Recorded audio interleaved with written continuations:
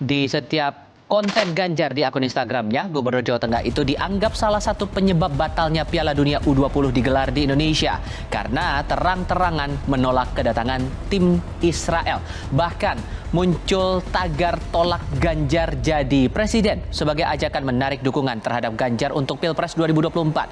Sebagian dari mereka mengaku awalnya menjadi pendukung Ganjar dan kini menyatakan membatalkan dukungan menyusul insiden pembatalan Piala Dunia U20 di Indonesia. Justru dengan kejadian ini, rakyat akan melihat bahwa para kader PD Perjuangan kokoh berdiri pada sikapnya meskipun itu membawa konsekuensi terhadap elektoral.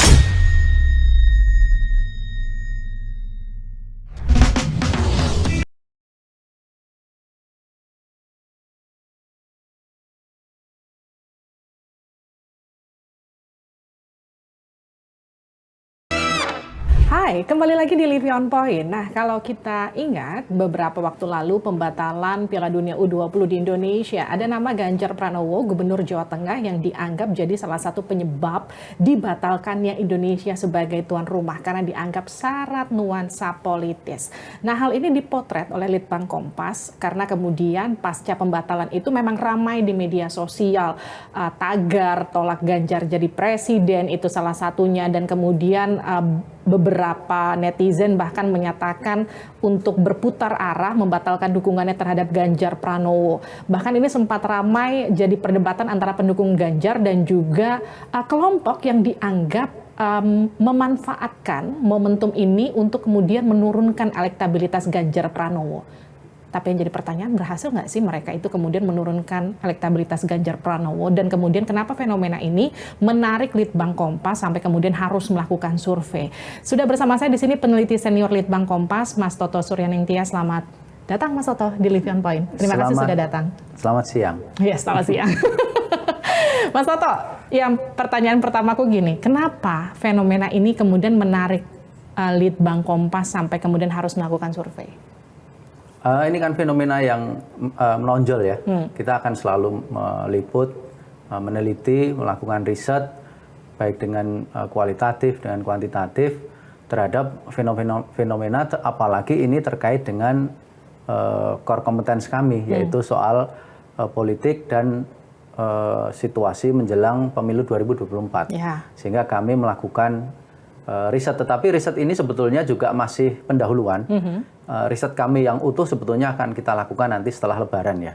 Kalau yang ini kami mencoba memotret melalui media sosial, melalui aplikasi yang namanya Talkwalker ya. Mungkin kalau teman-teman mungkin lebih familiar, ada juga Drone Emprit dan seterusnya.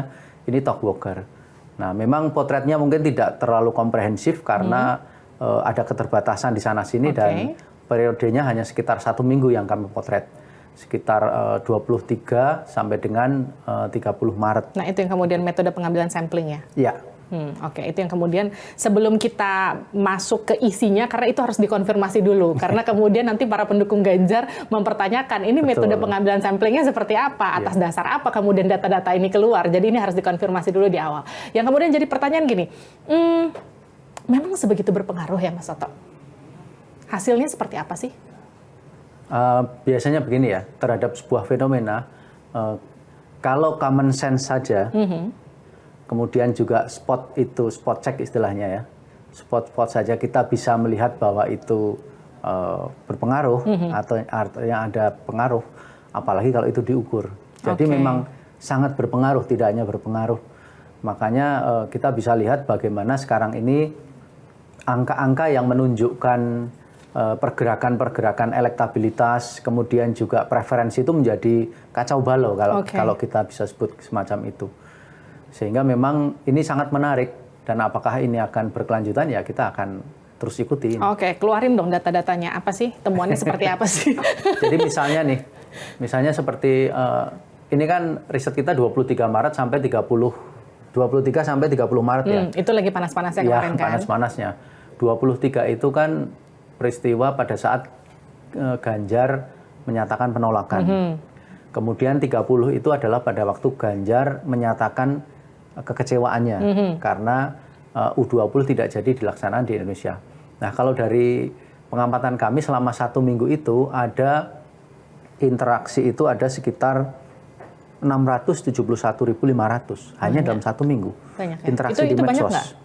Itu termasuk banyak, Mbak. Itu 1 minggu banyak. loh. Saya orang awam, saya nggak 1 gitu minggu. paham. Oke.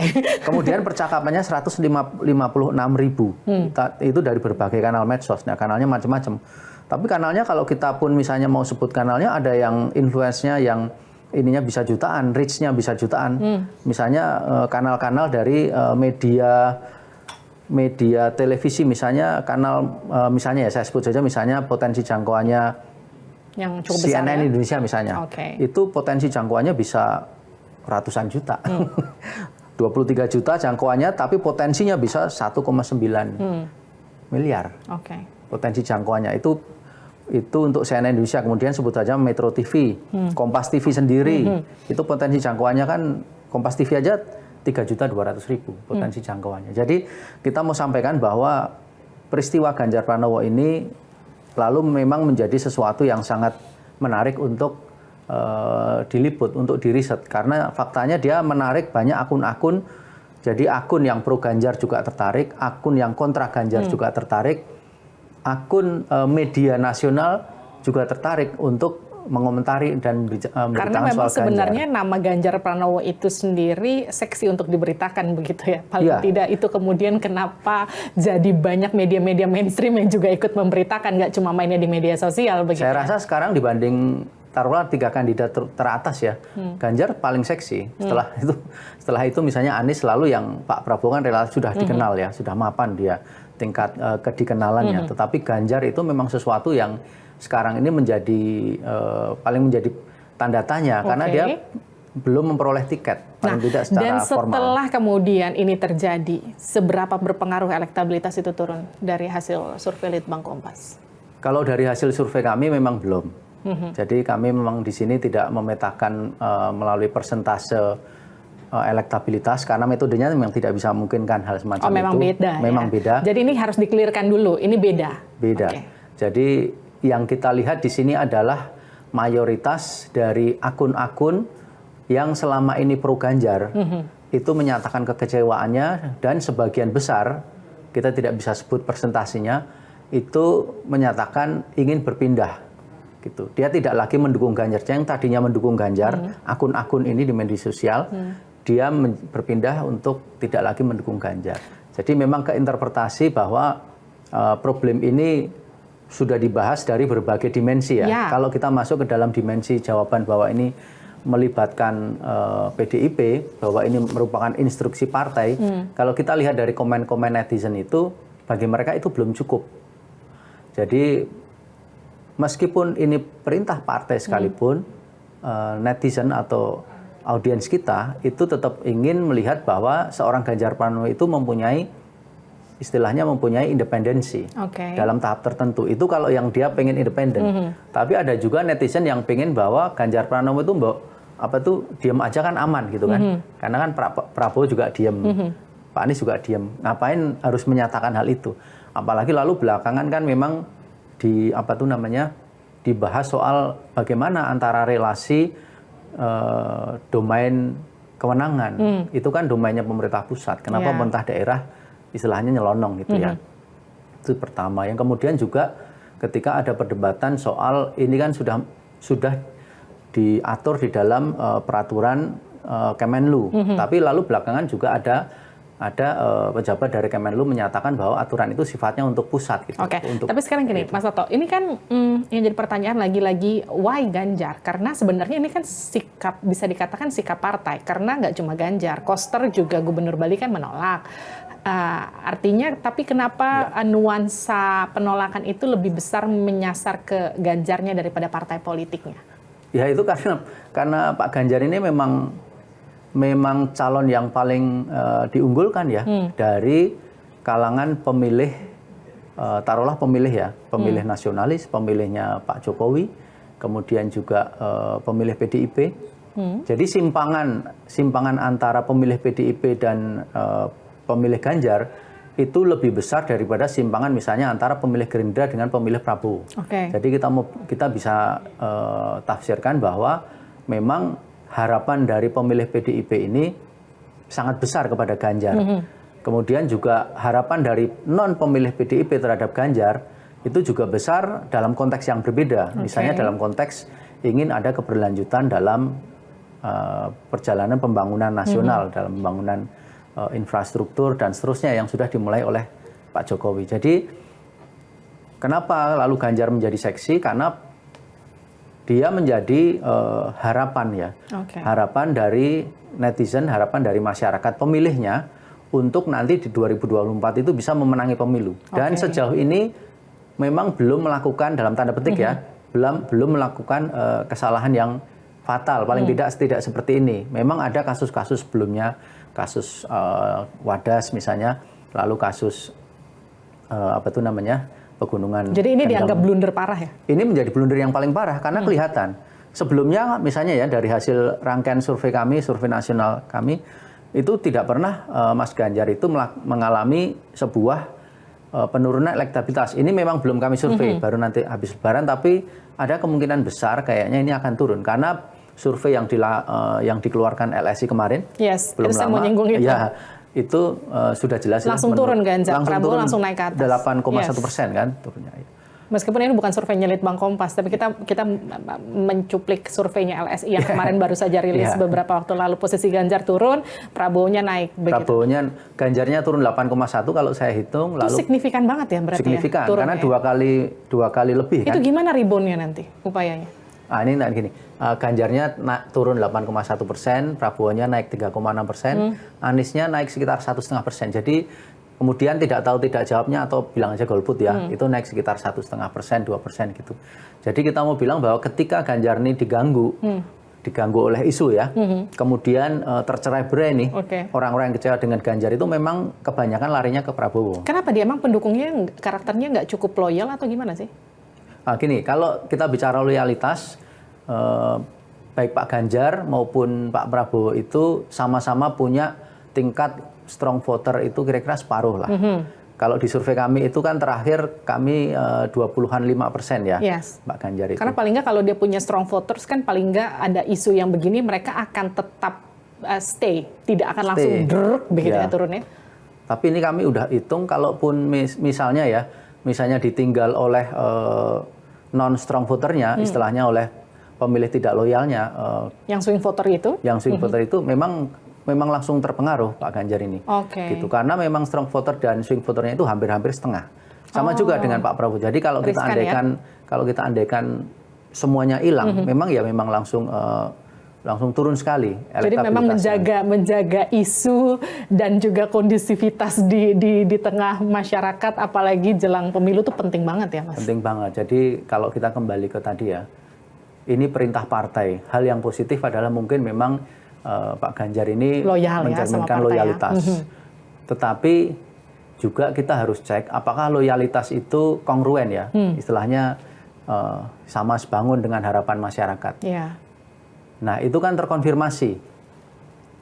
Kalau di dalam podcast sebelumnya oleh Pak Sekjen PDIP ya, itu dinyatakan sebelumnya ada di 2022 itu ada riset yang menyatakan bahwa memang masyarakat menolak kedatangan tim Israel misalnya.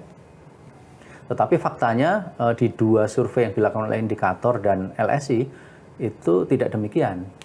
Jadi selisih berapa bulan itu memang terjadi perubahan. Jadi kita harus cek di sini bahwa loyalitas kepada perintah partai, kemudian loyalitas terhadap konstitusi bahkan itu pun tetap harus melihat dimensi-dimensi yang lain. Mas Toto, sekarang gini, kan upaya dari seorang Ganjar Pranowo juga sudah dilakukan untuk menjawab isu, mulai dari hadir ke podcastnya Mbak Nana, kemudian mengajak Hoki yang juga pemain U20 waktu itu ada bertemu dengan Pak Ganjar. Hoki ini adalah salah satu pemain timnas yang sempat komen di medsosnya Pak Ganjar yang menyatakan kekecewaannya karena kemudian batal di Piala Dunia. Yang kemudian jadi sorotan. Nah, Hoki ini kebetulan sempat diundang oleh Pak Ganjar, kemudian mereka melakukan pertemuan lah, kira-kira kurang lebih begitu. Ini kan sebenarnya kita bisa ambil jadi upaya salah satunya kemudian dari seorang Ganjar Pranowo untuk kemudian mungkin memperbaiki situasi yang sudah terjadi begitu, kira-kira kita bisa mikir gitu ya. Nah, tapi kan kalau dari surveinya LSI ya, tergerusnya lumayan loh 8%. 8% itu besar, Mbak. 8% itu besar. Karena simpangannya kali 2 masih lebih dia. Yes. Nah, gimana kemudian reboundnya, baliknya tuh gimana, Jadi Mas begini, Toto? kalau menurut saya, ini menjadi pembelajaran demokrasi yang bagus, yang baik bagi seluruh masyarakat, tapi juga menurut saya juga termasuk bagi teman-teman di PDIP sendiri. Mengambil dalil konstitusi dan juga sikap Indonesia yang dia tidak membuka relasi dengan Israel sehingga melakukan negasi terhadap Israel itu satu hal, ya kan? Tetapi ketika dia bertemu dengan kepentingan sepak bola dan di balik sepak bola itu memberikan peluang bagi anak-anak muda di Indonesia dan juga nama Indonesia ini untuk mampu tampil di dunia internasional, itu hal yang lain. Jadi ketika dua hal ini dicampurkan, lalu kita kembali kepada dimensi masa lalu. Pada masa lalu saya sempat tadi buka-buka clipping ketika tahun 65, 66, 67 memang sangat hati-hati, dan ketika ada sebuah event olahraga kita tidak memberikan visa. Di situ ada note yang jelas bahwa kita tidak akan memberikan visa bagi atlet Israel. Jadi sejak tahun 60-an awal pun sebetulnya pada saat itu masih Soekarno ya presidennya. Jadi itu pun sudah terjadi gitu. Jadi memang real bahwa memang kita tidak punya relasi dengan Israel. Akan tetapi pada saat ini situasinya mungkin lebih berbeda. Nah, ketika tadi misalnya apakah hal ini akan mempengaruhi bagaimana cara rebound dari elektabilitas Pak Ganjar? Ada hal yang praktis ya. Jadi publik itu kan kecewa dengan Pak Ganjar karena dia hal yang praktis. Kita nggak jadi Piala Dunia U20. Tetapi di balik kepraktisan itu ada hal yang ideologis sebetulnya. Yaitu soal Israel itu tadi. Gitu. Dalam hal apanya? Bukan soal bahwa kita lalu mengaksep Israel, bukan. Tetapi apakah kita akan juga terus begini nih, mencampurkan antara politik dan olahraga. Ya, itu tadi. Itu ideologis gitu. Nah, publik ini dia pragmatis saja. Harusnya jangan dong. Harusnya jangan dicampur, dan itu kelihatan dari hasil surveinya LSI. Gitu, antara 65 sampai 70-an lebih itu tidak ingin itu dicampur. Ya, mungkin orang nggak setuju sama tindakan Israel, tapi orang nggak peduli kalau kita bicara soal olahraga. Olahraga ya olahraga gitu ya. Itu yang dimensi itu yang harusnya sekarang juga mulai dilihat, bahwa publik sekarang ini tidak terlalu khawatir lagi bahwa hal itu akan mengubah cara pandang kita terhadap Israel. Kan kalau argumentasinya adalah kalau kita menerima Israel, itu akan pengaruhi cara pandang kita. Lalu kita seakan-akan setuju terhadap perbuatan Israel yang menjajah, yang membuat rakyat Palestina menderita dan seterusnya. Tapi kan ternyata di publik tidak, apalagi ketika terkait dengan olahraga. Jadi aspek-aspek yang sifatnya lebih praktikal itu harusnya juga dipertimbangkan. Dan saya juga, dugaan saya juga mungkin hal ini tidak disangka ya, mungkin tadinya tidak akan separah ini gitu. Nggak diukur begitu ya mungkin ya? Atau pengukuran pasti ada, ya? Tetapi dugaan saya pengukurannya mungkin agak miss.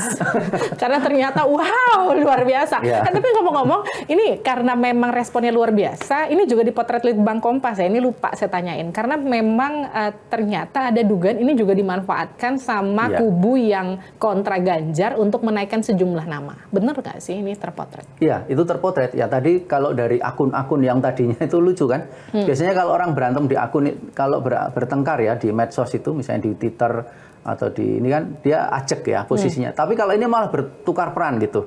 Jadi akun-akun yang tadinya mendukung Ganjar itu malah sekarang menjadi mencecar gitu, mencela, menyalahkan kayak gitu, kecewa dan seterusnya. Akun-akun yang biasanya tadinya tidak mendukung, yang biasanya anti Ganjar, sekarang malah dalam posisi membenarkan tindakannya Ganjar dalam hal anti Israel. Lucu ya. Jadi ini sesuatu yang unik gitu. Tetapi kita harus cermati begini, Mbak. Di situ ada hal yang ini juga tercermin dari surveinya LSI ya. Akun-akun yang dia memprotes kepada batalnya U20 ini dan memprotes pada Ganjar Pranowo itu didasarkan atas hal yang sifatnya pragmatik, yaitu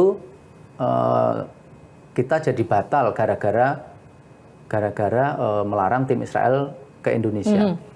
Tetapi kalau akun yang yang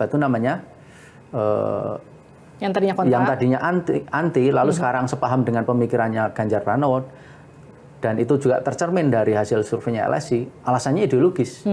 Karena mereka memang tidak suka sama Israel, mereka memang anti sama Israel. Jadi disitulah dimensi-dimensi yang kita harus tangkap. Tetapi ini secara proporsi memang jauh lebih besar pada akun-akun yang tadi yang memandang bahwa olahraga ini harusnya dipisahkan dari politik. Nah, sekarang kan LSI udah ngeluarin survei. Litbang Kompas kapan ngeluarin survei soal Habis Lebaran. Habis Lebaran ya. April akhiran lah ya kira-kira ya. April 20 biasanya ya. Oke, kita tunggu nanti kira-kira apakah sama seiring dengan hasil surveinya LSI yang juga menampilkan elektabilitasnya benar-benar turun tergerus cukup dalam, dan juga kemudian faktor-faktor apa nanti yang akan jadi penyebabnya. Nanti kita akan obrolin di Livie on Point selanjutnya. Kita akan undang Mas Toto lagi untuk bahas itu. Kita tagih nanti Mas Toto hasilnya sama nggak sama yang kita obrolin sekarang. Karena kita penasaran kenapa kemudian kemarin LSI bisa menghasilkan survei seperti itu, kemudian Litbang Kompas juga mengintip meskipun belum bentuknya survei resmi begitu ya, masih bentuknya kita potret dari netizen aja, dari media sosial. Kira-kira kenapa kemudian jadi begitu ramai? Nanti kita akan cek, makanya juga ini kan juga faktor, kan bukan hanya faktor aktornya, tetapi juga faktor pasarnya. Gitu. Jadi bukan hanya dalam hal ini Ganjar ataupun Pak Jokowi misalnya, tetapi juga masyarakatnya sendiri bagaimana. Jadi masyarakat kita kan dalam situasi sekarang ini juga di satu sisi ada euforia bermedsos, pada sisi lain juga masyarakat kita sekarang ini juga dalam konteks menyambut pemilu dan sudah punya preferensi. Nah, dalam situasi itu kita akan melihat bagaimana ini saling berdinamika. Gitu. Nanti hasil surveinya Litbang Kompas. Terima kasih Mas Toto udah gabung di Livie on Point. Kita ketemu lagi di Livie on Point episode selanjutnya. Sampai jumpa.